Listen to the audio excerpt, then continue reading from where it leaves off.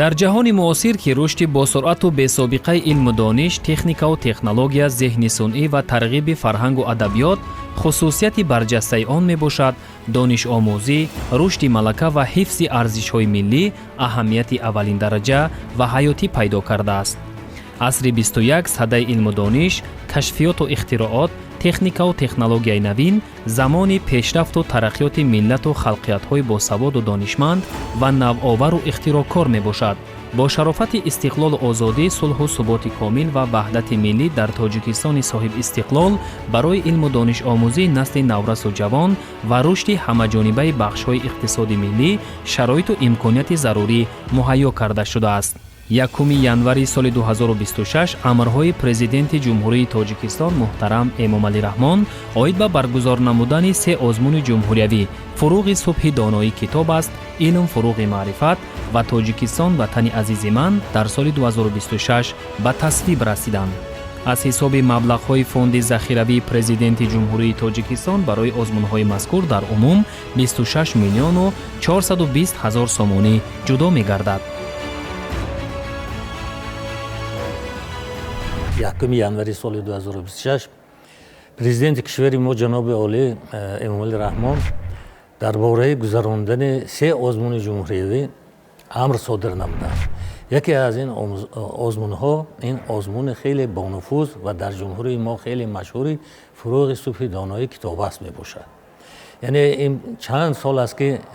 ҳамин озмун гузаронида мешавад ва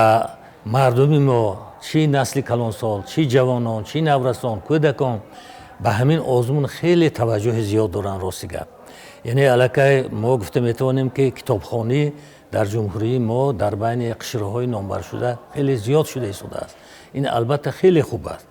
мо ки ифтихор мекунем ки таърихи фарҳанги бисёр қадима дорем, мо он фарҳанг бояд омӯзем, он адабиётро, он мероси маънавие ки мо дорем, онро бояд мо биомӯзем ва дар амал татбиқ карда битавонем.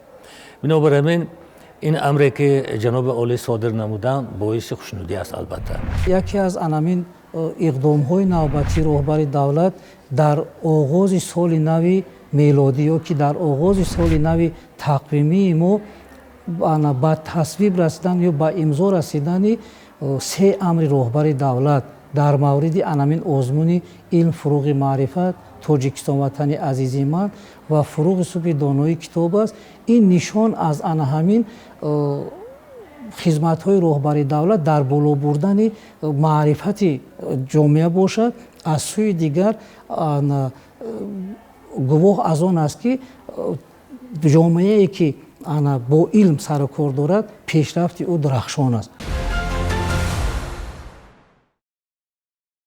озмуни ҷумҳуриявӣ илм фуруғи маърифат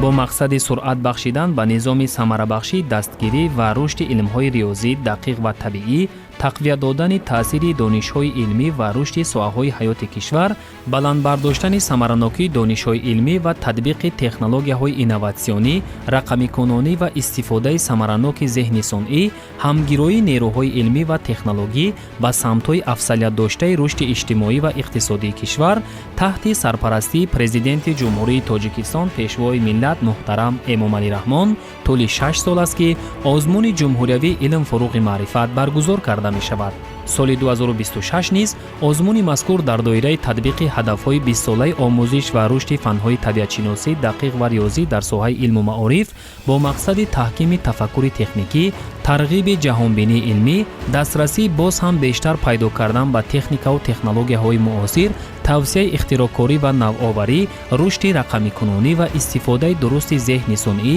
пайванди илм бо истеҳсолот, ҷалби хонандагону донишҷӯён ва дигар қишрҳои ҷомеа ба омӯзиши ҳамаҷонибаи илмҳои риёзӣ, дақиқ ва табиӣ, ҳамчунин дарёфт ва муаррифии соҳибистеъдодҳои нав дар ин самтҳо баргузор мегардад. аз соли 2021 инҷониб бо талошҳо ва гӯем ки ташаббусҳо ва сарпарастӣ бевоситаи президенти ҷумҳурии Тоҷикистон муҳтарам Эмомалӣ Раҳмон озмуни ҷумҳуриявӣ илм фуруғи маърифат дар ҷумҳурӣ эълон гардида ва баргузор гардида шудааст ва аллакай соли гузашта мо 5 соли фаъолияти онро ҷамъбаст кардем ва нақшаҳо, ҳадафҳоро аз ин бардошт кардем ки воқеан ҳам ҳис кардем ки имрӯз таваҷҷӯҳи насли наврас ва ҷавонон аз донишҷӯён ба омӯзиш ва рушди фанҳои мазкур хеле зиёд аст. Чунки мо ҳис мекардем мутахассисони соҳа ки то соли 2020 як каме костагӣ, як каме гӯем ки таваҷҷӯҳи заиф ва кам коҳишёбии таваҷҷӯҳро ба рушди фанҳои мазкур аз ҷониби наврасону ҷавонон мушоҳида мекардем ва хушбахтона пешвои миллат ин ҳадафро тавонист ки амалӣ кунад ки таваҷҷӯҳи наврасону ҷавононро ба рушди ин фанҳо зиёд кунад. ҷиҳати боз ҳам такмил ва таҳким бахшидани озмун ва таъмин намудани шаффофият дар раванди баргузории он ба низомномаи озмун тағйиру навгониҳо ворид карда шуданд. аз ҷумла портали ҷумҳуриявӣ озмун таҳия гардида тамоми раванди баҳогузорӣ, маълумоти иштирокчиону ғолибон ва сабабгузорӣ аз ҷониби аъзои ҳакамон тавассути он сурат мегирад. ҳамчунин санҷиши дониши иштирокчиони даври чоруми озмун аввалан ба воситаи маркази миллии тестӣ ва баъдан дар назди ҳайати ҳакамон сурат гирифта василаҳои муайян намудани ғолибон тақвият бахшида шуданд.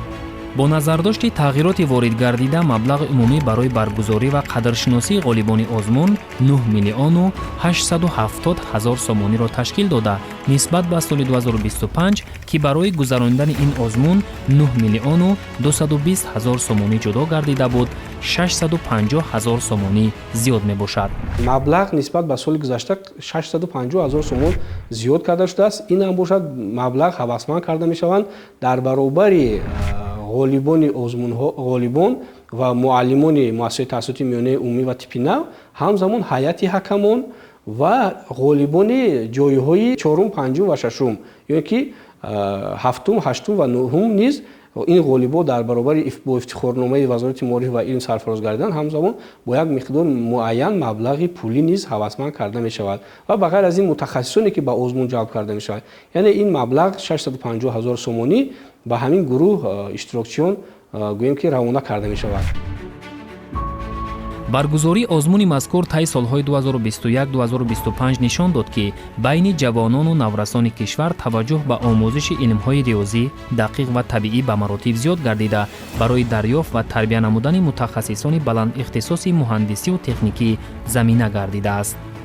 ёдовар мешавем ки барои боз ҳам такмил ва таҳким бахшидани раванди баргузории озмун ва ҳавасмандсозии бештари иштирокчиён соли сипарӣ гардида ба озмуни ҷумҳуриявии илмфуруғи маърифат номинатсияи нав зеҳни сунъӣ ва барномасозӣ низ илова карда шуда шумораи ҷойҳо барои ғолибон дар даври ҷумҳуриявӣ аз 132 ҷой ба 156 ҷой зиёд гардида буд.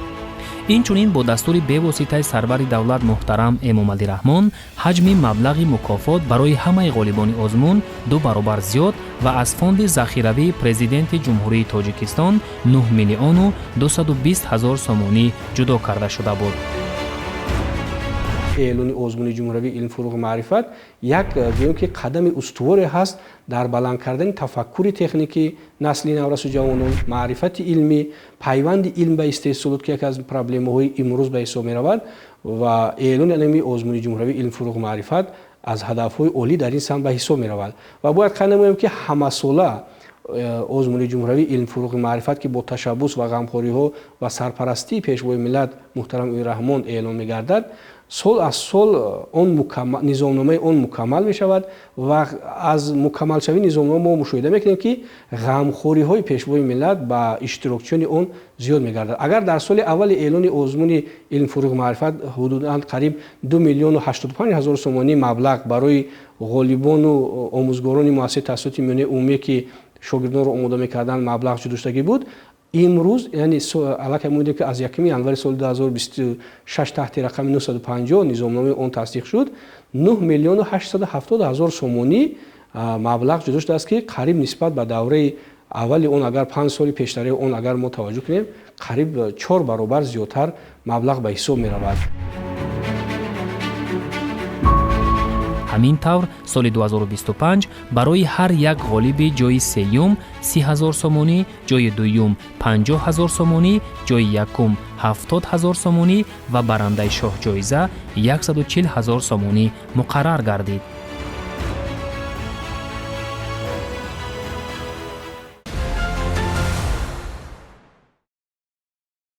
озмуни ҷумҳуриявии фуруғи субҳи доноӣ китоб аст. соли 2026 низ таҳти сарпарастии президенти ҷумҳурии тоҷикистон пешвои миллат муҳтарам эмомалӣ раҳмон озмуни ҷумҳуриявии фуруғи субҳи доноӣ китоб аст барои баландбардоштани завқи китобхонӣ, тақвияти нерӯи зеҳнӣ, дарёфти чеҳраҳои нави суханвару сухандон, арҷ гузоштан ба арзишҳои милливу фарҳангӣ, инкишофи қобилияти эҷодӣ, таҳкими эҳсоси худогоҳиву худшиносӣ, такмили захираи луғавӣ ва мусоидат дар рушди ҷаҳони маънавии ҷомеа баргузор карда мешавад. тибқи амри президенти ҷумҳурии тоҷикистон аз 1 январи соли 2026 озмун байни хонандагони муассисаҳои таҳсилоти миёнаи умумӣ, хонандагон ва донишҷӯёни муассисаҳои таҳсилоти ибтидоӣ, миёна ва олии касбӣ, баъд аз муассисаҳои таҳсилоти касбӣ, омӯзгорони ҳамаи зинаҳои таҳсилот, ходимони илмиву адабии муассисаҳои илмиву эҷодӣ, фарҳангу санъат, калонсолон, намояндагони касбу кори гуногун ва дигар табақаҳои аҳолии мамлакат гузаронида мешавад. баҳри таҳким бахшидан ба раванди баргузории озмун ва ҳавасмандсозии бештари иштирокчиён соли 2026 ба низомномаи он тағйирот ворид гардида, хонандагони муассисаҳои таҳсилоти миёнаи умумӣ ва ибтидоии касбӣ аз 2 гурӯҳ ба 3 гурӯҳи синнусолӣ ҷудо карда шуданд. ҳамин тавр соли ҷорӣ озмун дар байни хонандагони синфҳои ибтидоии муассисаҳои таҳсилоти миёнаи умумӣ синфҳои 1-4, хонандагони муассисаҳои таҳсилоти миёнаи умумӣ синфҳои 5-8 ва хонандагони муассисаҳои таҳсилоти миёнаи умумӣ синфҳои 9-11 ва ибтидоии касбӣ баргузор мегардад. воқеан ҳам дар мавриди ана ҳамин иқдомҳое ки аз ҷониби роҳбари давлат сурат мегиранд, миёни ана ҳамин озмунҳое ки имрӯз роҳандозӣ шудааст дар кишварамон, гумон мекунам ки яке аз озмунҳои дӯстдоштанӣ барои ҳамаи табақаҳо ки барои ҳамаи қишри ҷомеаи имрӯзаи мо анамин фуруғи субҳи доноӣ китоб аст мебошад. чунки бибинед ки имрӯз аз хурди ба ҳамон истилоҳи ибораи омиёнаи имрӯзаи мо аз кӯдаки 7сола то марди 70сола кӯшиш мекунанд ки дар ин озмуни фуруғи субҳи доноӣ иштирок кунанд. бо назардошти тағйироти воридгардида маблағи умумӣ барои баргузорӣ ва қадршиносии ғолибони озмун 8 миллиону 290 ҳазор сомониро ташкил мекунад. ин нисбат ба соли 2025 ки барои баргузории озмуни мазкур 6 миллиону 670 ҳазор сомонӣ ҷудо гардида буд, 1 миллиону 620 ҳазор сомонӣ зиёд мебошад. албатта иқдому ташаббуси беназири пешвои миллат муҳтарам эмомалӣ раҳмон вобаста ба баргузории озмуни ҷумҳуриявии фуруғи субҳи доноӣ китоб аст имкон дод ки ҳазорон нафар наврасону ҷавонон ва кормандони соҳиби касбкори гуногун ашъор ва эҷодиёту таълифоти шоирону нависандагони ватаниву хориҷиро мутолиа карда ҷаҳони маънавии худро боз ҳам ғанӣ гардонанд. маврид ба ёдоварист ки соли гузашта низ ҷиҳати боз ҳам такмил ва таҳким бахшидани раванди баргузории озмуни мазкур ва ҳавасмандсозии бештари иштирокчиён бо дастури бевоситаи сарвари давлат ба низомномаи озмун навгониҳо ворид карда шуда буд. ҳамин тавр вобаста ба иштирокдорони озмун маҳдудиятҳо бартараф карда шуда, минбаъд дар баробари шаҳрвандони ҷумҳурии тоҷикистон, шаҳрвандони кишварҳои хориҷӣ аз ҷумла тамоми тоҷикони ҷаҳон ва ҳамватанони бурунмарзӣ низ имкони фаъолона иштирок карданро доранд. бубинед қишрҳои гуногуни ҷомеа иштирок мекунанд. махсусан масалан шогирдони мактабҳои миёна дар аз ёд кардани ашъори классикону муосирон ва хондани осори гӯем ки насрӣ хеле хеле қавӣ ҳастанд. чунки онҳо зеҳни онҳо тоза аст, саҳифаи нонавишта аст, яъне зуд қабул мекунанд, тез аз ёд мекунанд. мо дар байни донишҷӯҳо ҳам ҳамин хел донишҷӯҳо ҳам хеле хуб яъне зуд аз ёд мекунанд, зуд маънирас мешаванд, калимаҳои номанусро аз ёд мекунанд, шарҳ мекунанд, тавзеҳ мекунанд. як каме гӯем душворӣ ман мебинам дар миёни калонсоло, ҳамин табақаи калонсоли мо дар аз ёд кардан ва маънидод кардани баъзе калимаҳои номанӯд душворӣ мекашанд. дар миёни онҳо беҳтаринро ёфта хеле душвор аст, яъне қариб ҳамашон дар як сатр суҳбат мекунанд, лекин ҳастанд дар миёни онҳоям албатта масалан муаллимҳо, омӯзгорои мактаби миёна, масалан вақте ки онҳо ё ин ки кормандони илмӣ аз академияи илмҳо ё аз муассисаҳои фарҳанги илмӣ иштирок мекунанд, онҳо албатта дониши васеътар доранд, як ҳофизаи хуб доранд و آنها سربلندانه گوییم که از آزمون میگذرند و خود را معرفی کرده میتوانند. бар замми ин мукофотпулӣ барои ғолибони озмун 2 баробар зиёд карда шуда маблағи умумӣ барои баргузорӣ ва қадршиносии ғолибони озмун 6 миллиону 670 ҳазор сомониро ташкил дод ва мутаносибан барои ғолибони ҷои сеюм 40 ҳазор сомонӣ, ҷои дуюм 50 ҳазор сомонӣ, ҷои якум 70 ҳазор сомонӣ ва барандаи шоҳҷоиза 140 ҳазор сомонӣ муқаррар гардид. حالا ببینید از طرف حکومت جمهوری تاجیکستان چقدر مبلغ در این آزمون ها خرج می گردن، چقدر مبلغ گذاری می شود از سطح مؤسسه تا سطح جمهوریوی و بعد از آزمون باز قدردانی های خیلی زیاد می شود. ما توانسته ایم که توسط همین آزمون ها قشر زیادی جامعه را معرفتش را معنویاتش را بالا برده ایم و اهمیت کتاب را برای آنها فهمانده ایم. اینقدر باید این آزمون ها رشد کنند، اینقدر سطح معرفت ناکی معنویات مردم بلند رود، اینقدر حس خودشناسی و خودآگاهی وطن پرستی قشرهای گوناگون جامعه رشد کند. هدف آزمون ها هم از همین است. ناگفته نماند که سال 2025 4 نفر برنده شاهجایزه آزمون جمهوری فروغ صبح دانای کتاب است شدند. آزمون توانست که چهره‌های نوی کتابخوان و کتابدوست را راهنمایی کند. حالا اگر ما به کتابخانه ها وارد شویم میبینیم که از خرد تا کلان و حتی پیرانسالان هم به مطالعه کتاب مشغول شده ایستادند. آزمون فروغ صبح دانای کتاب است میتواند انسان را به کتاب و کتابخوانی وادار سازد. می‌بینیم که آزمون جمهوری فروغ صبح دانای کتاب است سال تا سال مشکل شده ایستاده است، زیرا که کتابخوانان باز هم زیاد خوانده ایستادند و کوشش و غیرت آنها باز هم مستحکم گردیده شده است و در بین آنها رقابت کردن برای ما اشتراکچیان هم خیلی مشکل شده ایستاده است. من از گرفتن شاهجایزه خیلی خرسند بودم و به همسران خودم توصیه می‌دهم که همیشه کتاب خوانند و مهم نیست که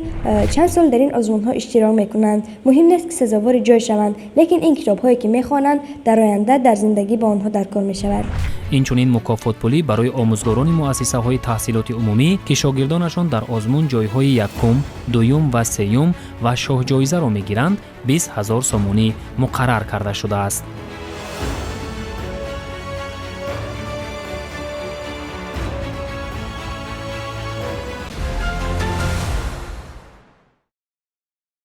آزمون جمهوری تاجیکستان وطنی عزیز من. فرهنگ و صنعت وسیله اساسی معرفی همه‌جانبه سیمای برجسته ملت و زمینه واقعی تربیت زیباپرستی جامعه محسوب می شود. ملت ما در جهان همچون ملت فرهنگی شناخته شده، طی سالهای صاحب استقلالی برای حفظ و گرامیداشت ارزش‌های فرهنگی تدبیرهای زیاد عملی گردیدند. آزمون جمهوری تاجیکستان وطن عزیز من نیز ادامه همین تدبیر اندیشه ها می باشد. این آزمون سال 8 است که تحت سرپرستی پرزیدنت جمهوری تاجیکستان پیشوای ملت محترم امامعلی رحمان با مقصد دریافت صاحب استعدادهای نو در ساحه‌های صنعت موسیقی، سرایندگی، صنعت تصویری و دیزاین، انتخاب نمونه‌های بهترین آهنگ و سرود و اثرهای رسامی انعکاس کننده فرهنگ گذشته و امروزه ملت تاجیک برگزار کرده می شود. در سال 2026 مبلغ عمومی جایزه ها و برگزاری این آزمون 8 میلیون و 260 هزار سومانی را تشکیل می دهد. این نسبت به سال 2025 که برای برگزاری آزمون مذکور 7 میلیون و 680 هزار سومانی جدا شده بود، 580 هزار سومانی زیاد می باشد. همین طریق غالبان شاه جایزه 100 هزار سومانی، غالبان جایهای یکم، دوم و سوم متناسباً 70 هزار، 50 هزار و 30 هزار سومانی مکافاتانیده می شوند. حکومت جمهوری تاجیکستان نسبت معنویات، معرفت و آثار پرغناوت گذشته خود از زمان عهد باستان تا عهد کلاسیکی تا زمان استقلال غمخواری ظاهر می کند. اگر همین شعله میر و صداقت و صمیمیت توسط همین آزمون ها آن چیزی که حکومت جمهوری تاجیکستان و پیشوای معظم ملت میخواهد در دل مردم شعله‌ور کرده تواند توسط همین آزمون‌ها، آن وقت است که ما میتوانیم یک نتیجه گیری بسیار مثبت و خوب به دست بیاریم. این آزمون‌ها یک شور و شوق در میان جامعه به وجود آورده است. یعنی مردم به کتابخوانی دست زدند، به از یاد کردن اشعار کلاسیکان و معاصران، ادبیات جهان. این خیلی خیلی خوب است. همه دانش‌ها در کتاب است. کتاب این قدرت است. ببینید خواندن کتاب، کتابخانه، وجود کتابخانه در گذشته مثل شمشیر این رمز قدرت بود. اگر خواهیم که ملت ما قدرتمند باشد، قوی باشد، مدنی باشد، فرهنگی باشد، خود را در جامعه در میان مردم اداره کرده بتواند، باید چیکار کند؟ کتابخانه به کتاب رو آورد. ба ду қисм ҷудо намудани жанри академии номинатсияи навозандагӣ тағйироти дигар дар озмун мебошад ки довталабон метавонанд ҳунару истеъдоди худро дар навозиши созҳои миллӣ ва созҳои аврупоӣ нишон диҳанд. вобаста ба тағйироти зикргардида дар соли 2026 шумораи ғолибон 143 касро ташкил хоҳад дод. озмуни ҷумҳуриявии тоҷикистон ватани азизи ман ҳамасола бо мақсади муаррифии фарҳанги волои миллати тоҷик, эҳёи санъати миллӣ ва тарғиби он, арҷгузорӣ ба санъату ҳунари аҷдодӣ, баландбардоштани сатҳи касбии санъати мусиқӣ, навозандагӣ, сарояндагӣ, маҳорати касбии ҳунари мусаввирӣ, ҳайкалтарошӣ, ороишгарӣ ва либосдӯзӣ, интихоби намунаҳои беҳтарини оҳангу суруд ва асарҳои расомӣ баргузор мешавад.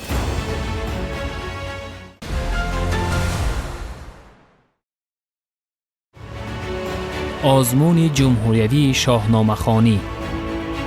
در زمان استقلال دولتی خودشناسی و خودآگاهی، حفظ مرز و بوم کشور، احیای عنعنه و آیین‌های پیشین، ارج گذاشتن به آثار انسان پرورانه ادیبان و عالمان گذشته خلق تاجیک توسط سیاست علم و ادب پرورانه پرزیدنت جمهوری تاجیکستان، پیشوای ملت محترم امامعلی رحمان وسعت تازه پیدا کرده است. در این راستا هدف از اقدام نجیبانه به هر یک خاندان مردم کشور تقدیم نمودن شاهنامه بی‌زوال حکیم ابوالقاسم فردوسی و برگزار نمودن آزمون جمهوریوی شاهنامه‌خوانی در سال 2026 از آن عبارت است که مردم فرهنگ پروری ما از گذشته درخشان ملت خود آگاهی باز هم بیشتر یافته به قدر دولتسازی و دولتداری دیروزه و امروزه سرزمین و ارزش‌های استقلال دولتی در زمان معاصر برسند و برای آینده نیکی سرزمین خود جهد و تلاش نمایند. از رئیس جمهورمون جناب عالی اساسگزار صلح و وحدت ملی محترم امامعلی رحمان خیلی منتداری خود را میرسونیم که این کتاب بزرگ یعنی شاهنامه را چاپ کردن به تعداد خیلی زیاد و به هر یک خاندان هدیه کردن. این یک امر بسیار خیر است، ثواب بسیار هم بلند است و این رو علاقه در کشورهای همزبان ما اینو قید میکنن، در گوییم که واسطه های مجازی علاقه صحبت ها میکنن و بسیار حیران میشوند و قائل میشوند که رئیس جمهور ما یعنی پرزیدنت کشور ما به همین گونه اقدام ها دست میزنند. و البته شاهنامه حماسه ملی مردم ما است. شاهنامه منبع دانش است. البته در اونجا همه چیز هست. اونجا سوگواری هست، اونجا شادی است، اونجا بزم است، اونجا رزم است، اونجا جنگ های تنبتن است، اونجا مثلا محکوم جنگ هم هست. ایده های خیلی عالی در اونجا نهان است در شاهنامه. وقتی که آن را میخواند کس البته معنویاتش بلند میشود، جهان بینیش وسیع میشود، یعنی در طرز سخنرانیش بعضی دیگرگونی ها به وجود می آید. یعنی خیلی چیزها رو فهمیدنش ممکنه. از تاریخ ملت خود ما باخبر میشیم وقتی که شاهنامه رو میخونیم، از منتالیته هویت ملی ما مثلا آگاه میشیم، از طرز گوییم نشست و برخاستمون، مناسبتمون در جمعیت آگاه میشیم. یعنی این خیلی خیلی اهمیت بسیار بزرگ دارد و من فکر میکنم که علاقه جوانان ما کمر بستند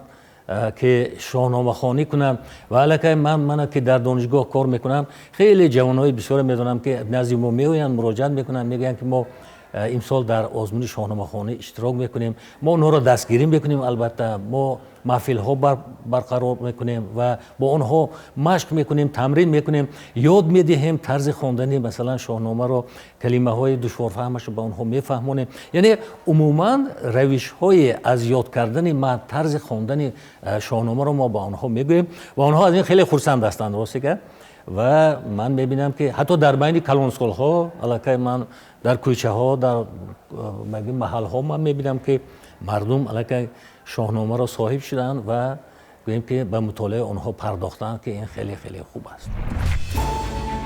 مضمون و محتوای این شاهکاری ادبیات خواننده را به زحمت‌ها، آموزش و تحلیل‌ها، کاوش‌های تاریخی و فرهنگی، استفاده واژه‌های ناب، تصویرهای گوناگون طبیعت، مبارزه‌های پهلوانان و شاهان برای حفظ مرز و بوم، افتخار وطنداری، شهامت بزرگ آریایی و مانند اینها بر این ارزش‌های مهم ایجادی آشنا می‌سازد. بنابراین ضرور است که در اساس ارزش‌های ملی و فرهنگی که در طول هزار ساله‌ها تشکل و بنیاد یافتند و حکیم فردوسی آنها را عامل ماندگاری هر یک ملت و سرزمین دانسته است، جوانان و نورسان و کودکان و خوانندگان به تعلیم و تربیت نیک فرا گرفته شوند تا اینکه امروز نسل آینده ساز به علم و دانش، حفظ سرزمین کشور، پهلوانی و دلیری، انسان دوستی و هنرمندی و کسب آموزی رو آورده خود را از بیگانه شوی و آمیزش به دیگر فرهنگ و آیین‌ها حفظ نمایند.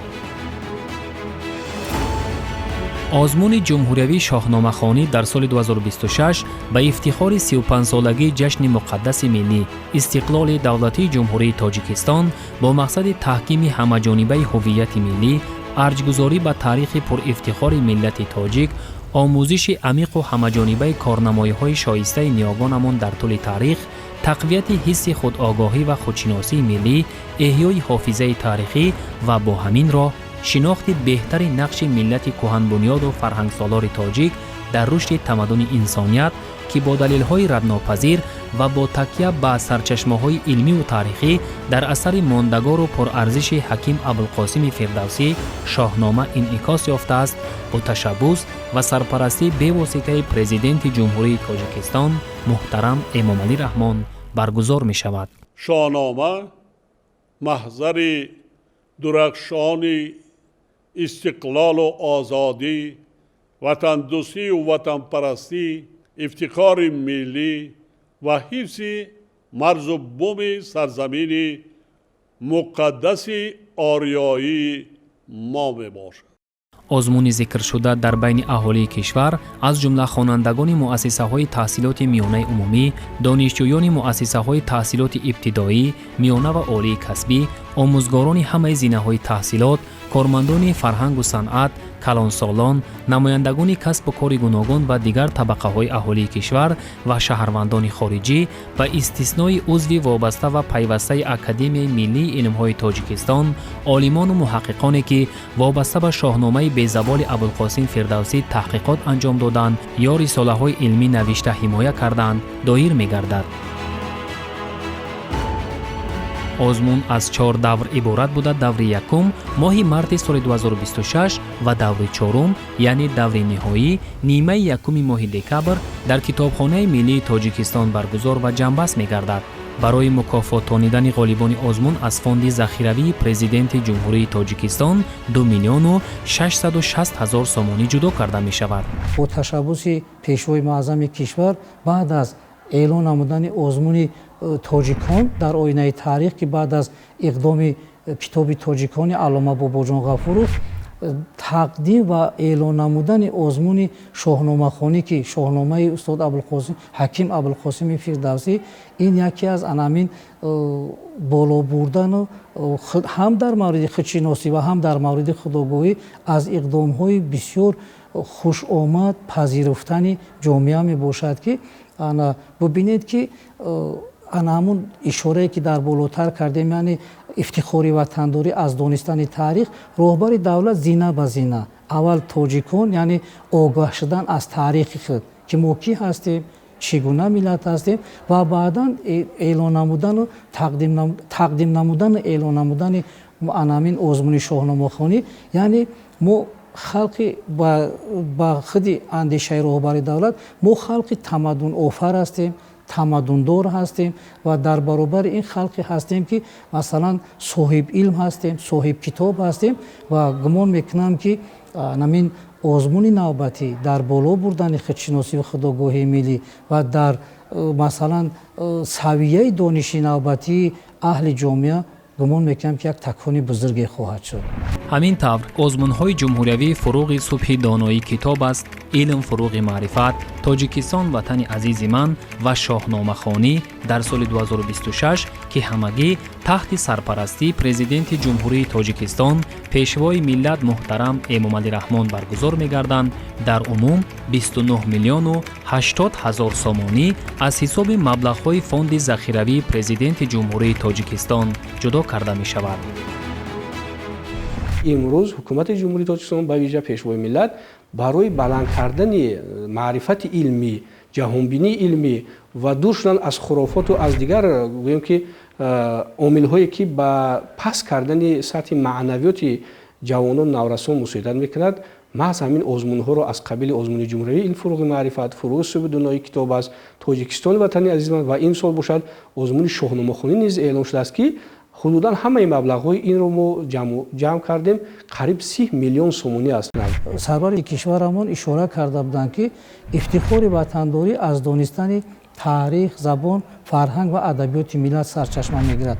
ман гумон мекунам ки ана ҳамин зина ё ки ана ҳамин силсилаи навбатии иқдоми роҳбари давлат баъд аз тақдими китоби қуръони шариф, китоби тоҷикон ва китоби шоҳномаи ҳаким абулқосими фирдавсӣ эълон намудани соли 2026ро ҳамчун соли масалан бунёдкорию созандагӣ ва худшиносию худогоҳии миллӣ гумон мекунам ки идомаи анамин силсилаи бедории фикрӣ, бедории фарҳангии роҳбари давлат дар мавриди боло бардоштани фарҳанги миллии кишвари мо мебошад. халқе ки бо маърифат аст, бо илм аст, вай воқеан ҳам халқи дурандеш мешавад, халқи ояндасоз мешавад, бунёдкор мешавад, созанда мешавад ва ба гумони ман дар баробари масалан ана ҳамон боло бурдани худшиносӣ ин озмунҳо, ин ана таълиму тадриси ин китобу масалан омӯзиши ин китобҳо инчунин ман гумон мекунам ки дар сатҳи савияи донишу маърифати аҳли ҷомеа бенатиҷа нахоҳад монд ва умед аст ки ино албатта подоши ин заҳматҳои роҳбари давлатро ана масалан қадршиносиҳои ин роҳбари давлатро мо умед аст ки дар солҳои наздик аз ҷониби аҳли ҷомеа бархурдор хоҳем шуд. از این طول 8 ساله که آزمون ها برگزار می‌گردند از مشاهده ها، چون که به واسطه در این آزمون ها اشتراک کردم، شاگرد داشتم، حدود به 32 نفر از شاگردان من در این آزمون ها جای افتخاری را سزاوار گشتند. با این از این مشاهده های میگویم که جریان آزمون ها ذیل طور برای مانده شده است که من امید بسیار زیاد دارم و باور بسیار صمیمی دارم که حکومت جمهوری تاجیکستان مخصوصا پیشوای معظم ملت محترم امامعلی رحمان به هدف نهایی خودش از نتیجه برگزاری این آزمون ها دست خواهد یافت. در ارتباط همین موضوع من میخواهم یک نکته که حکیم عمر خیام در اصل 12 در کتابش نوروزنامه گفته است یادآور شوم. یک سخنی بسیار جالب دارد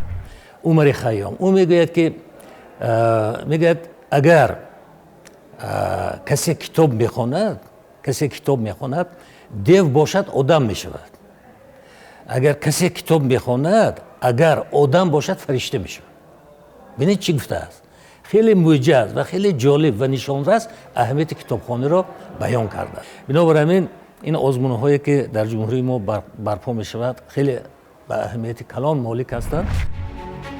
баргузории озмунҳои мазкур ҳамчун идомаи сиёсати маорифпарварона ва фарҳангсолории пешвои миллат муҳтарам Эмомалӣ Раҳмон рӯҳбаландӣ ва талошу кӯшиши бештари ҷомеаро дар роҳи илмомӯзӣ аз бар кардани осори мондагори фарзандони фарзонаи миллат ва рушди фарҳангу санъати милливу ҷаҳонӣ ба вуҷуд меорад ва ҳазорон кас аз наврасону ҷавонон бо илму дониш ва истеъдоди худ ғолиб гардида насли шоистаи ватан будани худро нишон медиҳанд.